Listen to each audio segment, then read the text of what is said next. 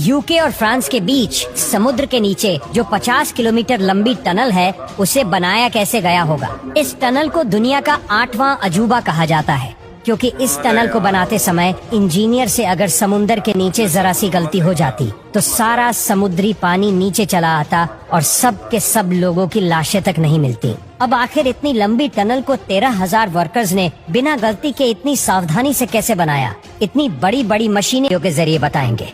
13,000 साल पहले आइसिस के खत्म होते समय यूरोप और इंग्लैंड एक दूसरे से अलग हो गए। ये दोनों अलग हुए तो बीच में इंग्लिश चैनल बन गया।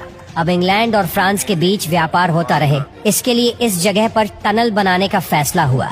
एग्रीमेंट बना तो यह तय हुआ कि इंग्लैंड और दोनों टनल सेंटर पॉइंट पर आकर कनेक्ट होगी। इस इम्पॉसिबल काम को पूरा करने के लिए 10 इंजीनियरिंग फर्म्स को बुलाया गया।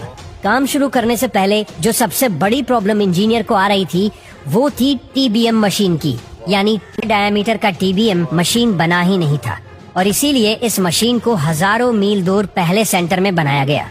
ये मशीन 800 फीट लंबी और 1500 टन वजनी बनाई गई। इसका डायमीटर 50 फीट का था और इसके आगे टंगस्टन कार्बाइड के तेज धार ब्लेड लगे थे। मिट्टी और मलबा बाहर निकालने के लिए मासी भी लीकेज हो जाती तो न मशीन का पता चलता और न इंसानों का। सर्वे से पता चला कि इंग्लैंड के नीचे एक चौक की लेयर है जो पानी को नीचे आने नहीं देगी, लेकिन फ्रेंच साइड पर नीचे दरारें थी और इसीलिए उस तरफ कम करने के लिए खास तरह की टीबीएम मशीन बनाई गई जो एक सबमरीन भी थी। अब अगर ऐसे में दुर्घटना हुई तो ये मशीन प्रेशर झेल सकती थी गया और फिर एक एक पीस को नीचे ले जाकर असेंबल किया गया। कई महीने तो इस काम में ही लग गए। 2 साल बाद दोनों टीबीएम मशीनें अपनी अपनी साइड से खुदाई करती है। टीबीएम मशीन जैसे जैसे बोरिंग करती है तो डीली मिट्टी को सील करना बहुत जरूरी होता है ताकि लीकेज ना हो और एक्सीडेंट से खतरा बचा रहे। इस काम के लिए गोलाकार शेप के कंक्रीट स्लैब लगाए जा रहे थे और ऐसे में इस प्रोजेक्ट में टोटल 75,000 स्लैब्स का इस्तेमाल हुआ था। इन स्लैब्स की पूरी एक रिंग का वजन ही 50 टन से भी ज्यादा था। एक खास तरह की मशीन इन स्लैब को अपनी जगह पर इन दोनों टनल्स के आपस में मिलने का।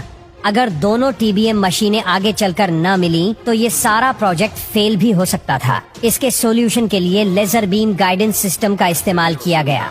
दोनों तरफ लेजर मशीन लगी थी और वही लेजर दोनों मशीनों को एक अलाइनमेंट में आगे ले जा रही थी और अब आखिरकार दोनों टीबीएम मशीनें एक दूसरे के सामने आ गयी।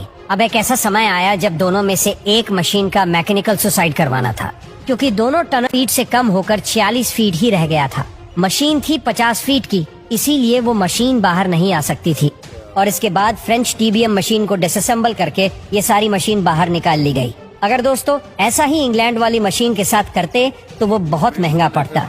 दरअसल टीबीएम मशीन को डिसअसेंबल करके बाहर निकालने में जितना खर्चा हो रहा था उतने में तो एक नई टीबीएम मशीन आ जाती और इसीलिए इंग्लैंड वाली टीबीएम मशीन का मैकेनिकल सुसाइड करवा दिया गया और इस तरह इंजीनियर